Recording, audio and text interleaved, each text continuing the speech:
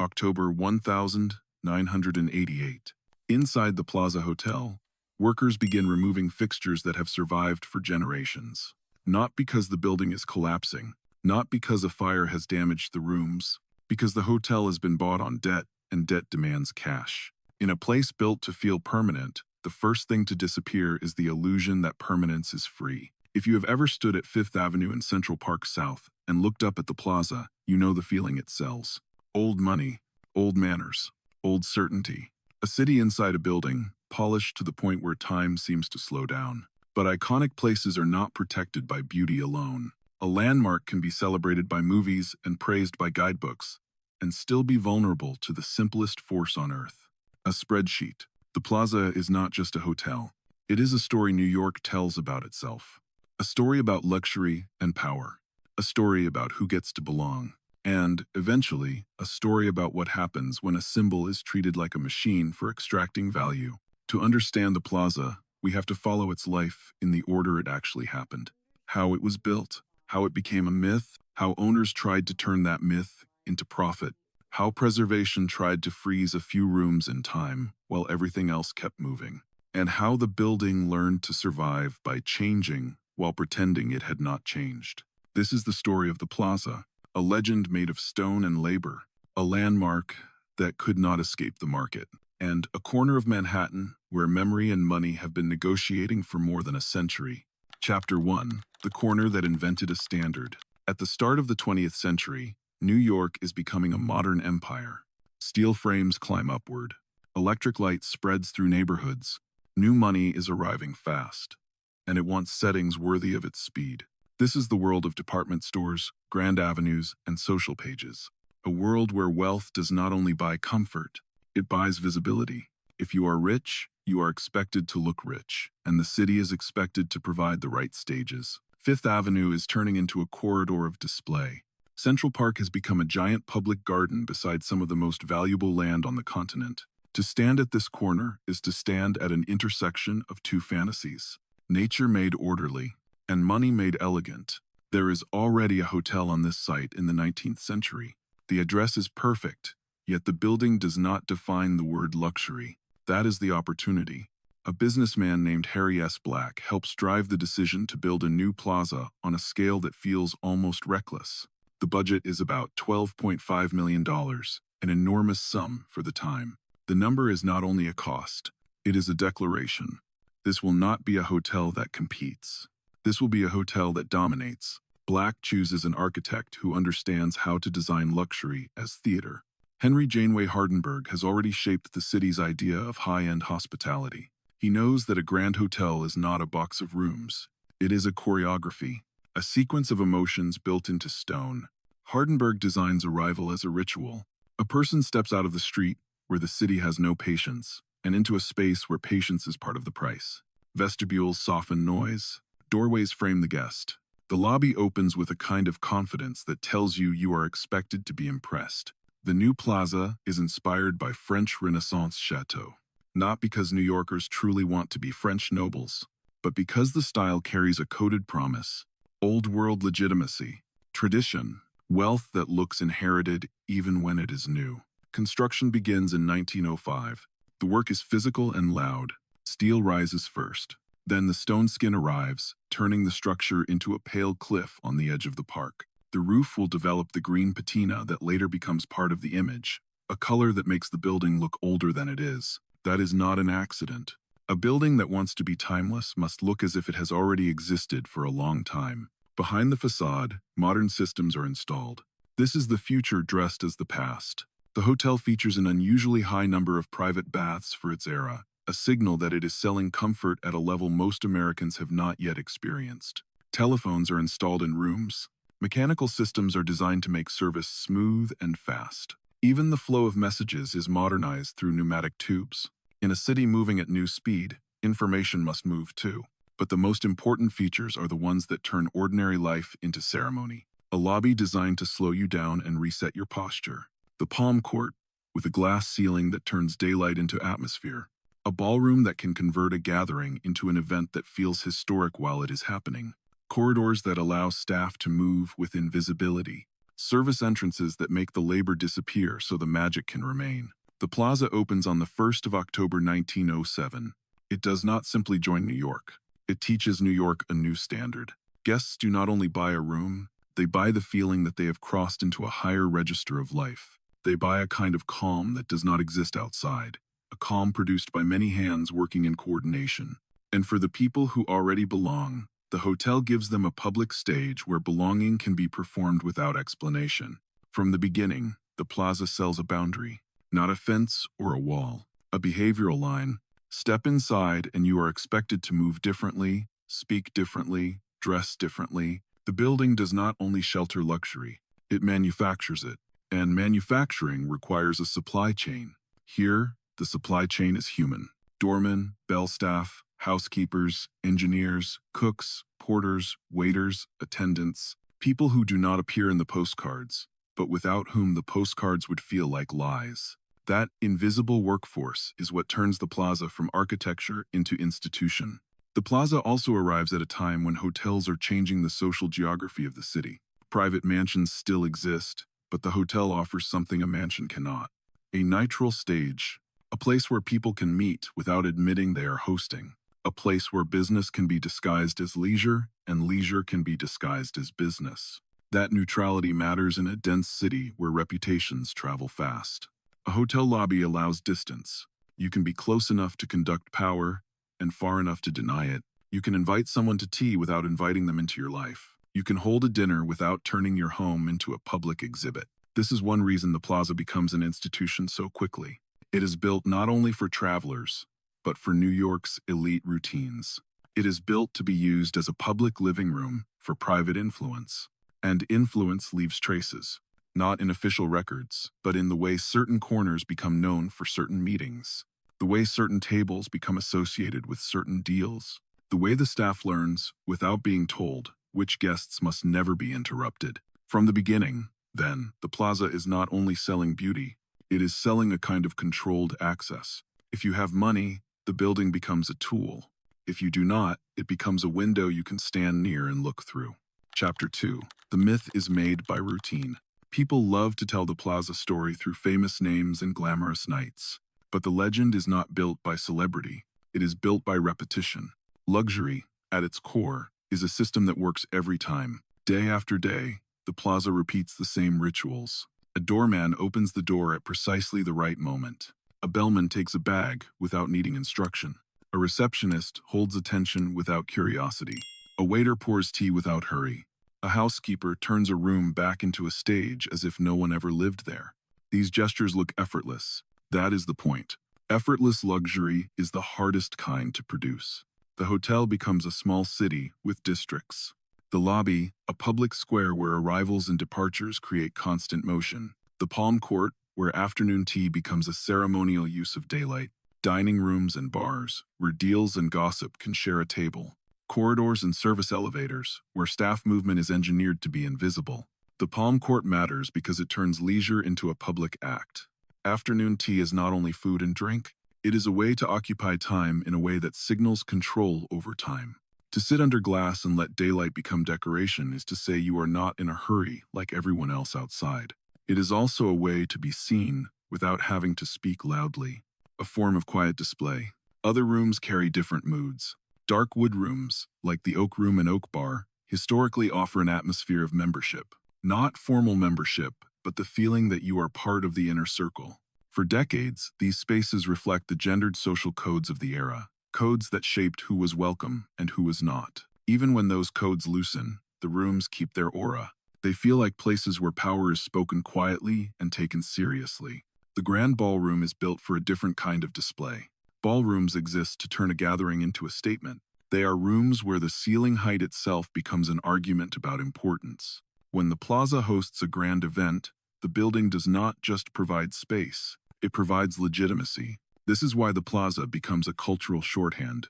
Writers and filmmakers use it the way they use a crown or a castle. You do not need explanation. A single shot of the facade tells the audience what to think. Money. Old money. New York money. Yet the myth is supported by people the camera usually ignores. A place like this is held together by a hidden school of manners. Workers learn how to be present without being intrusive, how to anticipate without guessing wrong, how to protect a guest from embarrassment, including the embarrassment of being treated like a normal person. They learn when to speak and when to vanish. They learn how to make the building feel like it has no friction. And they learn discretion. Discretion is not a slogan. It is a discipline. It means you do not repeat what you heard at a table. It means you do not stare at a celebrity. It means you understand that the guest is paying partly to feel that their life is safe inside the building. A grand hotel sells privacy and attention at the same time, and the staff must know how to deliver both without mixing them. This knowledge is not written down. It is passed down. A craft tradition hidden inside uniforms. There is also a second population that gives the plaza its peculiar character. Long-term residents. For much of the 20th century, some people do not simply stay at the plaza. They live there. They treat the hotel as a grand apartment building with an invisible staff and a social life that never requires a subway ride. To live at the plaza is to live inside a promise that everything can be handled. A stain can be erased. A problem can be absorbed. A request can be met. The building offers a feeling of control, and that feeling becomes part of the brand. Residents create continuity. They see staff become fixtures. They see new managers arrive with new rules. They notice when a room changes its lighting and suddenly feels less warm. They notice when the dining room menu becomes simpler, or when a familiar face behind the bar is no longer there. These are small changes, but small changes are how a place loses its soul. The plaza is also a witness. It watches wars arrive first as headlines, then as uniforms in the lobby. It watches economic booms and crashes reshape the mood of the city. It watches fashions change and manners loosen. It watches the city switch from horses to cars, from letters to phones, from private parties to televised culture. After the First World War, the plaza expands. From 1919 to 1921, an annex designed by Warren and Wetmore is added. The goal is not only to add rooms, it is to keep pace with a midtown that is gaining density and height. The plaza learns a lesson that is purely New York. If you want to remain iconic, sometimes you have to grow. Then come the hard years. The Great Depression hits and the entire city tightens. A grand hotel survives by adjusting operations, leaning on reputation, and continuing to offer a controlled world when the outside world feels unstable. Luxury, even in hard times, can be sold as reassurance. If you can afford it, you can still pretend the crisis is somewhere else. During the Second World War, New York is crowded and anxious. The plaza remains in place, absorbing the city's tension and continuing its routines. This is another reason it becomes symbolic. It is not only a symbol of wealth, it is a symbol of continuity, a place that looks stable when the world does not. By the post-war decades, the plaza has become more than a hotel. It has become part of the city's language. People use the name as a reference point. They say it the way they say Central Park or Broadway. It becomes shorthand for a certain kind of New York confidence. In 1966, the plaza becomes the stage for one of the most famous parties of the century. Truman Capote holds the black and white ball in the Grand Ballroom. It becomes a cultural moment built from guest lists and camera flashes. But even that glamorous night relies on the same daily infrastructure as afternoon tea. Staff who know how to make chaos look like grace. A building designed to absorb noise and still feel controlled. The building amplifies the event, turning a party into a myth. That is the plaza paradox. It is public and private at once. A place where you can be seen and a place where you can hide. A building that invites attention while offering discretion. And in New York, discretion is valuable. Value attracts buyers, and buyers bring a new set of priorities. Behind the scenes, the plaza functions like an industrial operation wrapped in velvet. Laundry must run constantly. Linens are counted and replaced. Silver is polished until it reflects light like a mirror. Flowers appear fresh as if they grew inside the building. Engineers monitor boilers, elevators, and air systems that guests never think about until something goes wrong. In a grand hotel, the most important success is invisibility. If a guest notices the machinery, the spell weakens.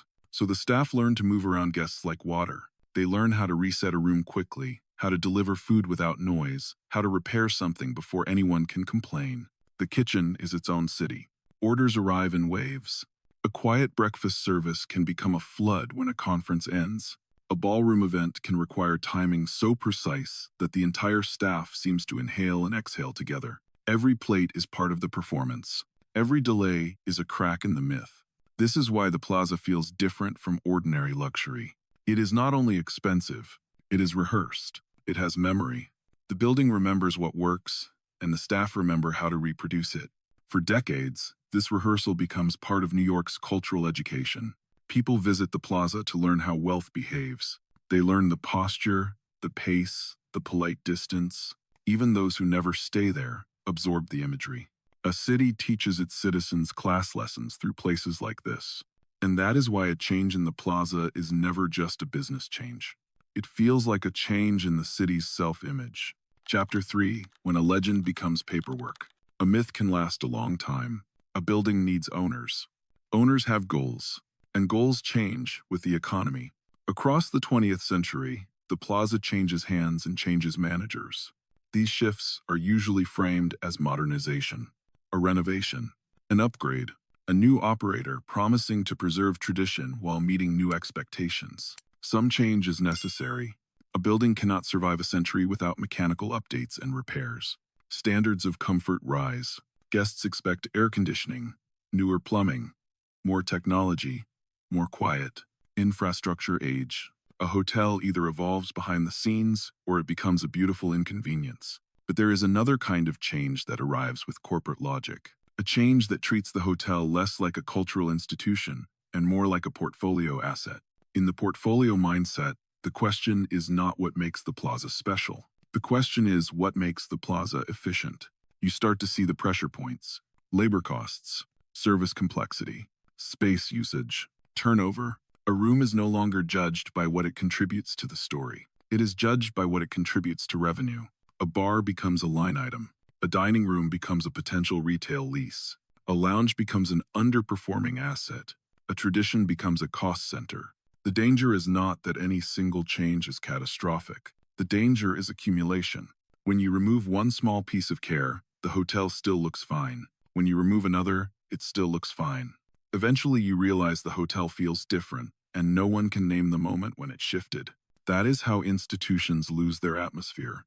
Slowly, then suddenly. The first people to feel it are often not the guests. They are the workers and the long-term residents. A resident who has lived there for years can sense when the polish begins to thin. A waiter can feel when staffing drops just enough that service becomes strained. A doorman can sense when management values rules over judgment. A housekeeper can feel when the schedule becomes tighter and perfection becomes harder to achieve. These are labor stories, but they are also cultural stories. Because at the plaza, labor is the culture. Service is the product. The hotel sells an experience of order, and order is maintained by human beings. Meanwhile, New York itself is changing. Midtown becomes denser. Competition increases. New luxury hotels appear with modern layouts and newer systems. The plaza must compete not only with the past, but with the present. The city also begins to formalize preservation. New York learns, sometimes painfully, that historic buildings can disappear quickly under redevelopment pressure. And the plaza, already part of the city's image, becomes something the city wants to protect. In 1969, the exterior of the plaza is designated a New York City landmark. That decision signals a shift. The building is no longer only a private business. It is also a piece of the city's identity that the public has a stake in. The designation does not freeze the building completely, but it sets boundaries on what can be changed. It tells owners that they are stewards as well as investors. Later, the plaza is listed on the National Register of Historic Places in 1978, and in 1986, it is designated a National Historic Landmark. These recognitions do not make the building untouchable, but they make a statement that the plaza matters beyond its owners. It matters to history. Yet history does not pay bills. The plaza still needs revenue. It still needs investment. And by the 1,980 seconds, finance culture is shifting in a way that makes iconic properties more vulnerable. The idea of the trophy property grows stronger. A trophy property is not bought because it will produce stable profit. It is bought because owning it signals power. It is a public declaration that you have arrived. In the trophy era, the plaza becomes an object of desire for someone who wants to point at a corner of Manhattan and say it belongs to them. someone who wants the newspapers to print a name next to the address, someone who believes value can be forced out of a symbol through willpower and publicity. That belief leads to deals built on leverage, and leverage changes everything. Because the moment debt enters the story, the building stops being only a place. It becomes a timetable, a schedule of payments, a problem that must be solved faster than the hotel can naturally move. That brings us to 1988. By the 1970 seconds and 1980 seconds, New York goes through periods of financial crisis, civic stress, and cultural reinvention. The city is still the city, but the mood changes. In rough years, luxury has to justify itself differently. It becomes less about optimism and more about insulation. The plaza continues selling a controlled world, but the value of control increases when the streets feel uncertain. At the same time, modern finance becomes more aggressive. Corporations learn to buy and sell assets quickly. Real estate becomes more financialized. The language shifts. People talk less about stewardship and more about return, less about tradition and more about repositioning. A building like the plaza becomes attractive not only because it can operate as a hotel, but because it can be used as collateral. It can be leveraged. It can be turned into a symbol for an owner's brand. It can be used to raise more money elsewhere. This is the environment that makes the trophy era possible. The plaza is still a building, but it is also a marketing device. And when marketing becomes as important as operations, the line between legend and commodity begins to blur. Chapter 41988. Debt enters the lobby. When Donald Trump buys the plaza in 1988, it fits the decade. Big deals, big publicity, big confidence.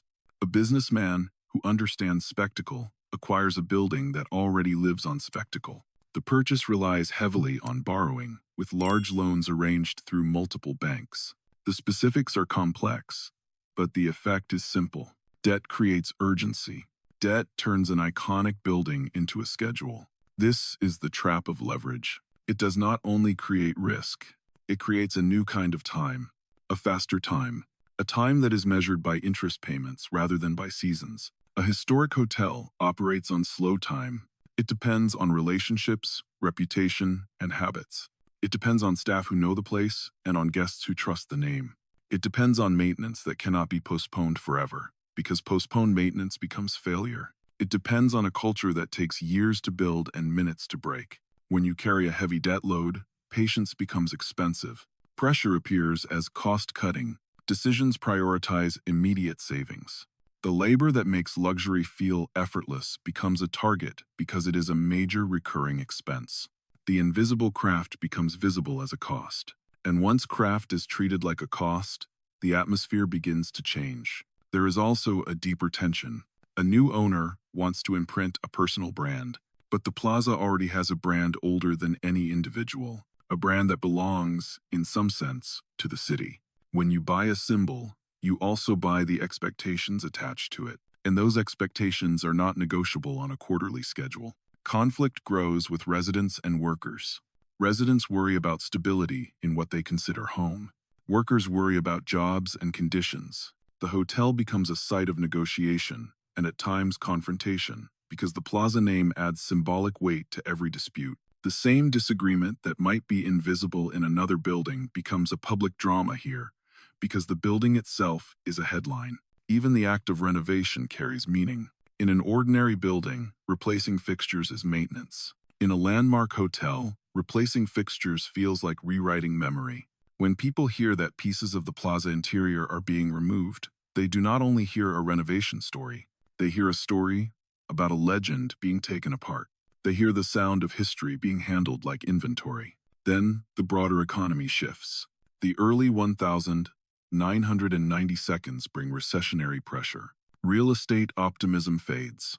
Tourism and corporate spending soften. For a debt-heavy ownership structure, that environment is dangerous. By 1992, the situation becomes unsustainable. Creditors step in. Trump relinquishes control through a restructuring, ending his direct hold on the property. The plaza has survived owners before, but this episode leaves a scar on the story. It proves something important. A symbol can be bought with borrowed money, but a symbol cannot be bullied into paying interest forever. The Trump chapter also changes how New Yorkers think about trophy properties. It becomes a cautionary tale, not because the plaza stops being beautiful, but because beauty does not pay interest by itself. A legend has to operate like a business to survive, and some business models do not fit the internal physics of an old hotel.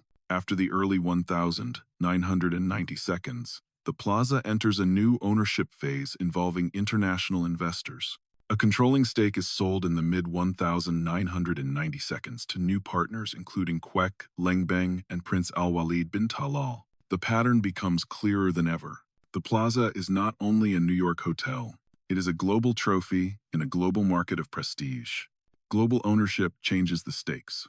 If the plaza is an asset in an international portfolio, decisions may be driven by financial logic more than local sentiment.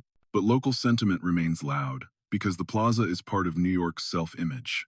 The building belongs to investors on paper, but it belongs to the city in imagination. And those two forms of belonging often collide. The collision becomes especially sharp when the next big plan arrives. A plan that does not require destroying the facade to transform the meaning of the building. The plaza also exposes something uncomfortable about prestige. Prestige can be monetized, but it is not the same thing as cash flow. Prestige draws attention. It draws bookings. It draws events. But it also draws costs, because maintaining prestige requires labor and care. When a leveraged owner looks for quick savings, the first targets are often the invisible ones. Staffing levels, maintenance schedules, training time. These are costs that can be reduced on paper without changing the marble. But the marble is not what makes the guest return. The guest returns because the building feels alive and attentive. The Trump era becomes a widely discussed example of a mismatch between a building's identity and a financial structure. The plaza needs slow investment and steady operations. Leverage demands speed. The hotel becomes a tug-of-war between those two clocks. When the restructuring ends the ownership in 1992, the plaza does not simply change hands. It changes reputation. People begin to see that even the most famous address can be destabilized by financial engineering. That realization will shape how later owners think about the safest way to extract value from the property. Chapter 5.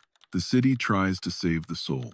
Most people think of landmarks as exteriors. Skylines, facades, stone. But the soul of the plaza has always been inside. The Palm Court is not just a room. It is a ritual chamber where New York pretends it is calm. The lobby is not just a corridor. It is a theater of arrival. The Oak Room and Oak Bar, with their dark wood and old club atmosphere, carry a history of power performed in private. The Grand Ballroom is a machine for turning gatherings into legends. By the early 2000s, New Yorkers worry that these interiors could be lost, not necessarily through demolition, but through conversion. A famous room can be remodeled until it no longer feels like itself. A dining room can become retail. A ballroom can be divided. The myth can be hollowed out without anyone touching the facade. Preservation in New York is political. It requires arguments, hearings, evidence, and public pressure. It requires people to speak not only about beauty, but about meaning. Why a room matters. Why a ceiling matters. Why a corridor matters. Why a city should care about interiors that some citizens may never personally use. With the plaza, the pressure becomes intense because the building is so deeply embedded in the city's identity. It is not just a hotel people admire. It is a building people use to explain New York to themselves. If you remove the rooms, you remove part of the city's shared vocabulary. In 2005, the New York City Landmarks Preservation Commission designates key interior spaces of the plaza as protected. This is not sentimentality. It is law. A framework meant to keep the most important public interiors from being stripped or fundamentally altered. The interior designation is a recognition that the plaza story lives in rooms, not only in stone. The light under glass, the curve of a corridor, the scale of a ballroom, the feeling of entering a space that seems to remember you even if it has never met you. But it is also important to understand what preservation cannot do. It can protect rooms and features. It can protect materials, layouts, and visual identities. It can slow down or block certain kinds of destruction. It cannot protect a culture. It cannot require the same level of service. It cannot force a business model to prioritize history over profit. It cannot guarantee that workers will remain. It cannot ensure that a long-term resident will not be displaced by a new financial strategy. Preservation can protect the stage. It cannot protect the performance. And there is another limit that matters in a city like New York. Preservation is often a compromise. It protects what can be argued successfully, what can be documented, what can be defended in a public process. It rarely protects every detail.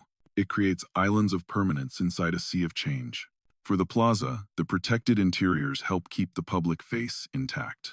They ensure that certain rooms remain recognizable, so the building can continue to function as a cultural symbol. But the designation does not prevent a different kind of transformation, a transformation in ownership, access, and purpose, because the next strategy is already forming. A strategy that treats the plaza not only as a hotel, but as a brand to be packaged into private property. The 2005 interior designation also teaches a civic lesson. A city can decide that a room matters, that an interior can be part of public heritage, even if it is inside a private building.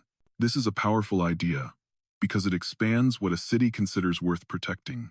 It also creates a new kind of negotiation. Owners must plan renovations around protected features. Designers must work within constraints. Preservation advocates must choose which battles to fight. The result is rarely perfect for anyone, but it prevents the simplest kind of erasure. At the plaza, that means certain public spaces remain recognizable to generations who have never lived through the building's early years. People can still walk in and feel that they have entered a piece of New York history. Even if the economics behind that feeling have changed, the feeling itself remains available. Chapter 6. The Condo Strategy and the Price of Belonging. In 2004, the plaza is purchased by a developer group led by LAD Properties. The plan is not modest. It is to transform much of the building into luxury residences. The concept is simple. Take the prestige of the hotel brand and sell it as private real estate. Turn rooms into condominiums. Turn a public legend into personal property. This is the logic of a new era. A hotel room produces revenue over time. A residence sale produces revenue immediately. In the world of modern development, immediate revenue is seductive. It is cleaner on the balance sheet. It can pay for renovation. It can reward investors faster. The plaza name adds a premium. The address adds a premium. Central Park adds a premium. And the global market for luxury property adds another layer. By the early 2000s, New York real estate has become a global instrument. A luxury unit is not only a home. It can be a store of value, a safe deposit box in the form of architecture. So the plaza closes for a major renovation and conversion. This is not a cosmetic refresh. It is surgery. Modern systems have to be integrated. Layouts have to be reimagined. Private kitchens and baths must be built for residences. The building must be updated to match modern safety and comfort expectations. And all of it must be done while respecting landmark protections that keep key public interiors recognizable. This creates a uniquely difficult challenge. How do you modernize a building without making it feel modern? How do you install the future without showing the future? How do you sell the aura of timelessness while ripping open walls behind the scenes? During renovation, the plaza becomes temporarily absent from daily city life. A landmark that once hosted endless motion becomes wrapped in scaffolding and planning meetings. For New Yorkers, it is a reminder that even icons can go offline. A myth can be paused. A building can be silent. When the plaza reopens in 2008, it returns as a hybrid. Part hotel, part residential building, part brand platform for selling a lifestyle. The public rooms resume their roles. The lobby returns as theater. The palm court returns as ritual. The building still looks like the plaza and still photographs like the plaza. But the internal reality has shifted. A significant part of the building is no longer a place where anyone can check in for a night. It is private, behind doors owned by people whose relationship to the plaza may be different from the hotel's traditional relationship to the city. A traditional grand hotel exists to host strangers. Its identity is hospitality. It must feel open in spirit, even if it is exclusive in price. It depends on the idea that you can arrive, be welcomed, and leave without leaving a trace. A luxury condominium exists for owners. Its identity is possession. It must feel protected, controlled, stable. It reduces friction from outsiders. It values privacy over theater.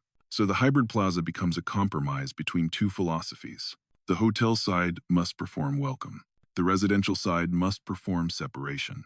This tension appears in small details. Entrance. Elevator access. Security decisions. The way staff is instructed to guide different populations through the same building. The way certain corridors become off-limits. The way certain services become tailored to owners rather than guests. The old plaza imagination is a unified stage. The new plaza reality is segmented. Segmentation changes the meaning of luxury. In the 20th century, luxury at the plaza is often about experience, ceremony, and service. In the 21st century, luxury is increasingly about ownership, not only staying at a famous place, but possessing a piece of it. The plaza, once a public stage where wealth performed itself, becomes partly a vault where wealth hides. And yet the myth remains useful. Tourists still stop outside. Film crews still use the facade as shorthand for money. Guests still book rooms because they want to step into an image they have seen their whole lives. People still arrange meetings there because the address still carries weight. This is the strange resilience of icons. They can change internally while maintaining an external story the public recognizes. They can become more private and still function as a public symbol. But for some New Yorkers, the condo era feels like a shift from civic icon to branded product. The plaza is still visible, but parts of it are no longer accessible. The legend is still told, but it is told with new terms. Square footage, ownership, exclusivity measured not only by price, but by control. In a city built on public life, that kind of privatization carries emotional charge. Not everyone believes a landmark should become a collection of private assets. But the market rewards that transformation, and the market is a powerful storyteller too.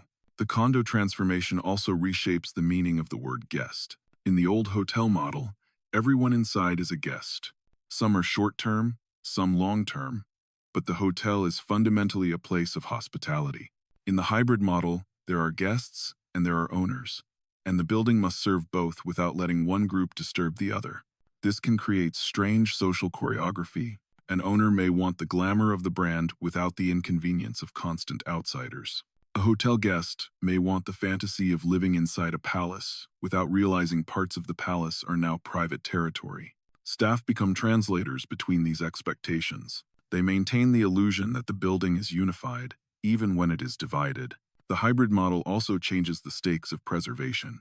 A hotel can argue for changes to improve operations.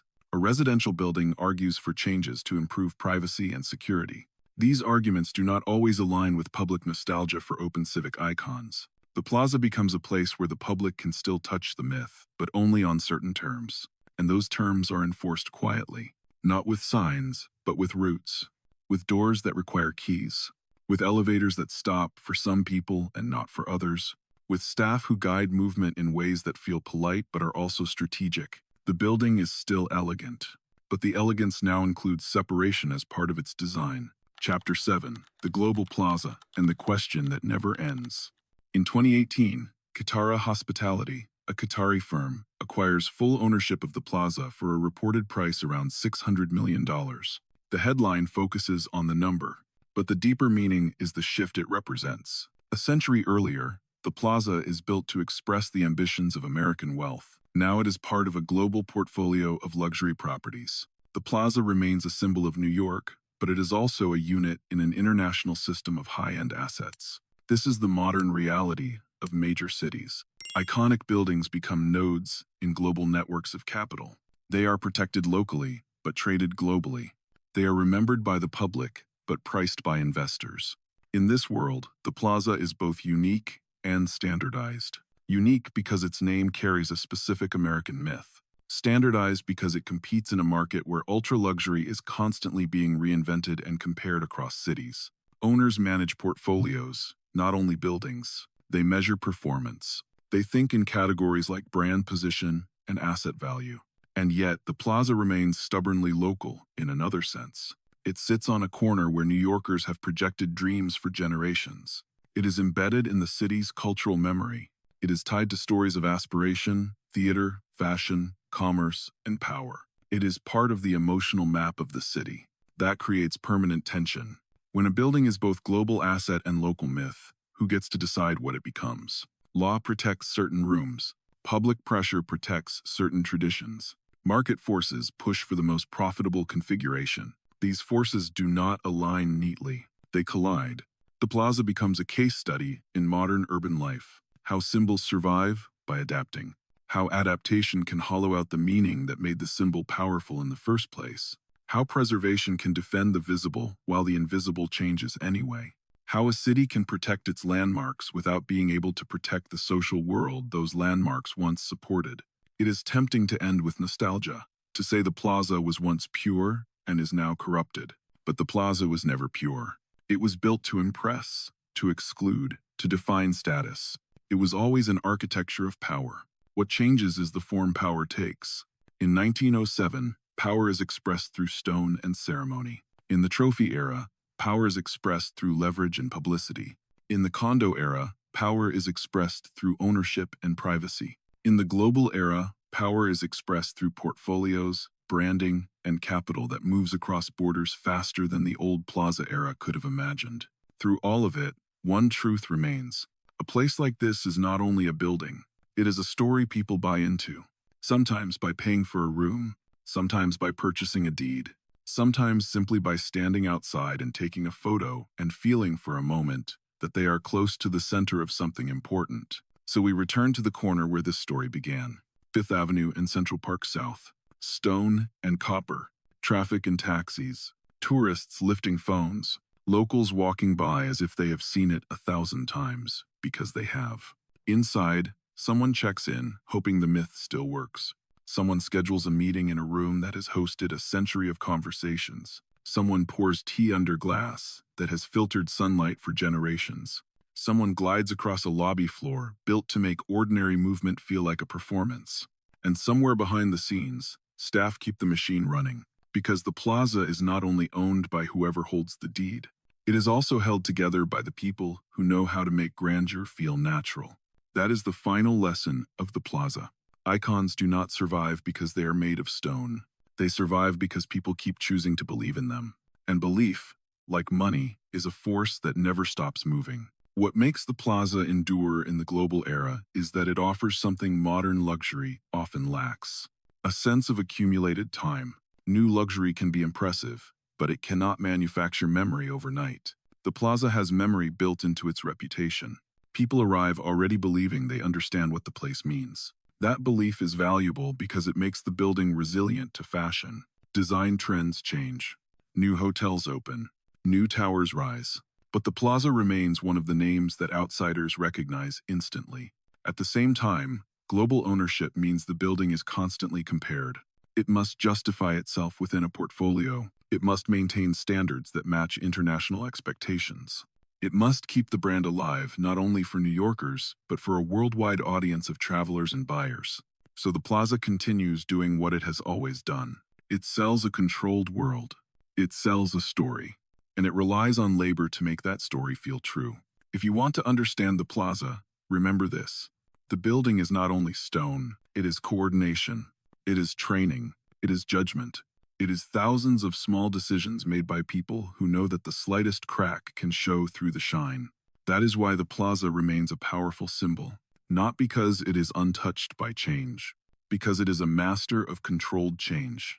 Consider what happens on a day when the plaza hosts multiple worlds at once. In the lobby, a family from out of town pauses to take in the ceiling, trying to decide how quietly they should speak. In a corner, a business traveler checks a watch and looks impatient, as if the building is too slow for the schedule. Near the front, a couple dressed for an evening event rehearses confidence, stepping carefully as if the floor might judge them. The staff read all of this instantly. They know who needs reassurance and who needs distance. They know when to offer help and when to offer invisibility. They have mastered the art of making very different guests feel that the building was built for them personally. That is why the plaza can function as a public legend. It is not only for the wealthy, it is for anyone who wants to stand close to wealth and feel the heat of it. You can walk in, buy a tea service, and for an hour you can borrow a roll. The building lets people rent identity the way they rent rooms. Over the decades, popular culture multiplies the effect. When the plaza appears in films and television, it becomes a symbol that people recognize even if they have never visited. The building becomes part of childhood fantasy for some, part of adult aspiration for others. The name becomes a piece of American vocabulary. That vocabulary is powerful, but it is also fragile. Because the more a building becomes a symbol, the more sensitive people become to changes in it. A symbol is expected to remain consistent. The plaza is expected to feel like the plaza.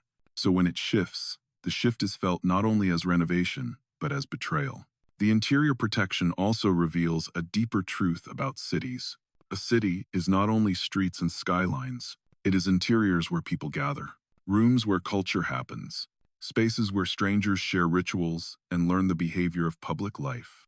In many modern buildings, interiors are disposable. A restaurant becomes a store becomes a bank becomes a gym. Cities change inside their buildings faster than they change on their facades. The plaza is the opposite. Its interiors are part of its identity, so losing them would mean losing the thing people actually mean when they say the name. That is why the interior designation becomes so significant. It is a declaration that the city is willing to treat certain rooms as civic heritage. But heritage is expensive. Protecting a room does not pay for restoring it. A landmark designation can preserve a space visually while the economic conditions around it become more aggressive. In that way, preservation can sometimes feel like holding a photograph of a person who is still alive but living a different life. The plaza survives this contradiction by turning heritage into value. The protected interiors become a selling point. They allow the building to claim continuity. They allow marketing to say that the legend remains. The result is that preservation both resists commercialization and, unintentionally, becomes part of what makes commercialization profitable. After the 2008 reopening, the plaza exists in two time zones at once. In the public rooms, it performs the early 20th century fantasy. It offers chandeliers, formal service, and the feeling of stepping into a story that began before you were born. In the private residential sections, it performs contemporary luxury, bigger kitchens, private layouts, security, ownership. These two time zones influence each other. The hotel side benefits from the aura of exclusive ownership. The residential side benefits from the aura of hotel service and the myth of hospitality. The building becomes a platform that can sell multiple versions of the same dream. But the platform requires constant management. It requires rules about noise, access, and privacy. It requires agreements about how common spaces are used. It requires staff training that is not only about service, but about boundaries. In a purely public hotel, a staff member can treat every guest as a guest. In a hybrid building, a staff member must know who has rights, who has privileges, and who is passing through. This is where the plaza story becomes a modern story about class. Because boundaries are no longer only about price. They are about ownership. You can be wealthy enough to stay in a suite and still be guided away from a private entrance. You can be famous enough to draw attention and still be reminded, gently, that certain spaces are not yours. The building becomes a map of modern hierarchy, drawn in marble and security policies.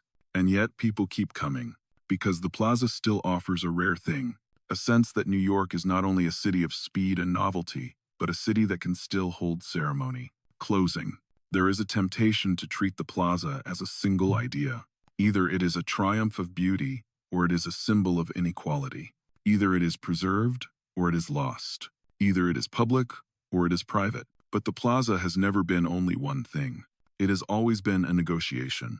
Between modern convenience and old-world theater, between visible luxury and invisible labor, between a city that changes too fast and a building that promises to slow time down. That is why the plaza keeps returning in New York conversations. Because New Yorkers live inside negotiations every day. They negotiate space. They negotiate noise. They negotiate rent. They negotiate memory. They negotiate who gets to stay and who gets pushed out. The plaza concentrates those negotiations into one address. It shows how a building can become a mirror. When the city is optimistic, the plaza looks like celebration. When the city is anxious, the plaza looks like insulation. When finance is aggressive, the plaza becomes a target. When preservation is urgent, the plaza becomes a cause. And if you look closely, the most revealing story is not the list of owners. It is the continuity of the workforce and the continuity of the rituals. A building can change hands many times, but the daily performance of luxury is what keeps the myth alive. That performance depends on knowledge. Knowledge of how to open a door with timing that feels effortless. Knowledge of how to keep a lobby calm when 100 arrivals happen at once. Knowledge of how to fix a small problem before it becomes a public complaint. knowledge of how to protect a guest's dignity, even when the guest is not dignified. Those skills are history too. They are part of what a landmark really is. A landmark is not only an object, it is an operating tradition. The plaza also teaches a lesson about what we mean when we say something belongs to a city. The plaza does not belong to New York in a legal sense. It belongs to whoever holds the deed. But the plaza belongs to New York in a cultural sense because the city has used it as a reference point for generations. The building sits inside the collective imagination, and that imagination has real power. It can shape preservation decisions. It can shape public pressure. It can shape what owners believe they can do without backlash. Yet, imagination has limits too. It cannot cancel interest payments. It cannot replace broken pipes. It cannot run a kitchen. It cannot staff a ballroom event. It cannot prevent a financial model from demanding change. So the plaza survives by balancing two forces: public myth and private math, memory and money, ceremony and efficiency. If you want to see that balance in one simple image, picture the lobby on a winter afternoon. Outside, the park is cold and gray. Inside, the light is warm. The sound is controlled. Somewhere nearby, tea is being poured with careful pace. A couple takes photos, trying to capture the feeling of being inside the legend. A business meeting begins in a quiet corner, the conversation polite but sharp. A staff member glides past, appearing calm even while tracking a dozen tasks at once. Everything looks permanent. Everything looks as if it has always been this way. But behind the scenes, the building is always being adjusted. Schedules are being rewritten. Rooms are being repaired. Budgets are being reviewed. Owners are making decisions about what to invest in and what to delay. Managers are deciding how many staff are needed to maintain the illusion. And staff are deciding, every minute, how to make a demanding environment feel effortless. That is the real drama of the plaza. Not a single scandal. Not a single purchase. Not a single renovation. The drama is the constant work required to keep a legend functioning like a business. In a way, the plaza is a lesson in how cities preserve meaning. They do not preserve it by freezing time completely. They preserve it by repeating rituals, by protecting certain symbols, and by retelling stories that remind people why the symbols matter. The plaza is retold because it is useful. It helps people talk about class, aspiration, and change. It helps people talk about what New York was, what it is, and what it might become. So, when you stand at Fifth Avenue in Central Park South and look up at the stone and copper, you are not only looking at a hotel, you are looking at a century-long argument. An argument about who gets to own history. An argument about whether a public symbol can survive inside a private market. An argument about how much of a city can be sold without selling the city's soul. The plaza does not answer that argument. It simply makes it visible. And the next time you pass that corner, notice the smallest details. The way the doors open and close, the way people slow down as they enter, the way the staff guide movement without commanding it, the way the building invites you to believe that order is natural. Order is never natural. Order is made. And at the plaza, it has been made and remade for more than 100 years.